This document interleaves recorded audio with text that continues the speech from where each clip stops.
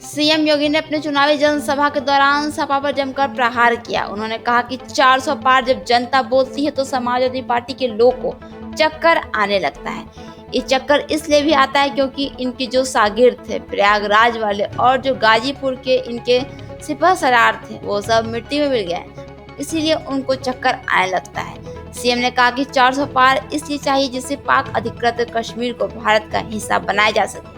उन्होंने कहा कि सपा आतंकवादियों की हितैषी पार्टी है। जब प्रदेश में सपा की सरकार और केंद्र में कांग्रेस की सरकार थी तब काशी में स्थित बजरंगबली मंदिर और अयोध्या में राम मंदिर पर आतंकवादी हमला हुआ था। और एक ही आवाज है कि चाहे जितना जोर लगा लो, आएंगे तो मोदी ही और जीतेंगे भी। लोग बोलते हैं अरे आप ऐसे कैसे बोल दे रहे हैं, तो जनता कहती है कि जो राम को लाए हैं, जो राम को लाए हैं, और इसीलिए नारा निकल पड़ा कि फिर एक बार, फिर एक बार, फिर एक बार, और अब की बार, अब की बार 400 पार जब आप बोलते हैं तो इस समाजवादी पार्टी के लोगों को चक्कर आने लगते हैं। चक्कर इसलिए भी आता है क्योंकि इनके जो शागिर्द थे प्रयागराज वाले और गाजीपुर के जो बड़े बड़े पहले इनके इर्द गिर्द इनके सिपह सालार थे ना, वे सब मिट्टी में मिल गए हैं, इसलिए इनको चक्कर आने लगता है कि अभी तो यह हाल है। 400 पार होंगे तो पता नहीं क्या होगा फिर। हमने कहा 400 पार इसलिए चाहिए जिससे पाक अधिकृत कश्मीर को भारत माता का हिस्सा बनाया जा सके, बनाया जा सके।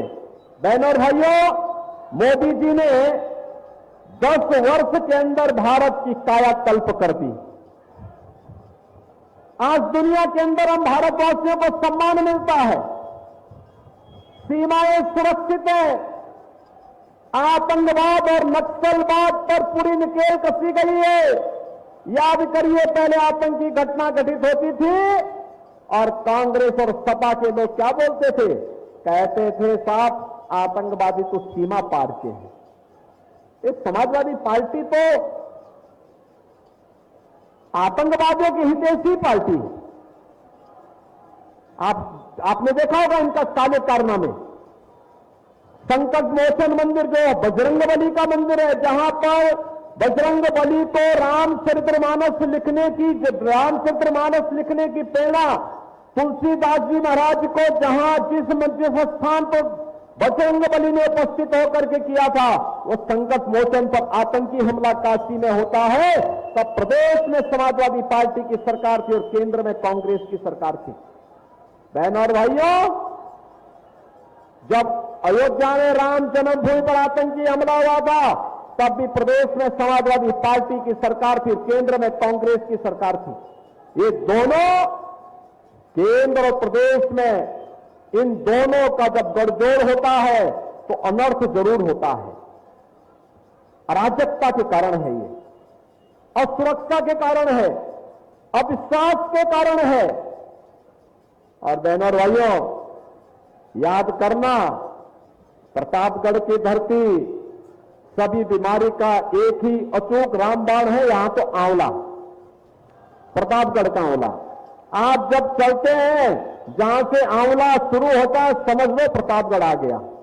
और इसीलिए तो आंवले का ही प्रभाव है, आंवले का ही प्रभाव है। जब दुनिया के अंदर हम कहीं जाते हैं तो लोग यही कहते हैं 100 पढ़ा लिखा एक प्रतापगढ़, यानी 100 पढ़े लिखे लोगों पर आप भारी हो जाते हैं, क्योंकि आंवला आपकी पहचान बन गई है। आपने इसकी ऐसी ब्रांडिंग की कि दुनिया में छा गया प्रतापगढ़।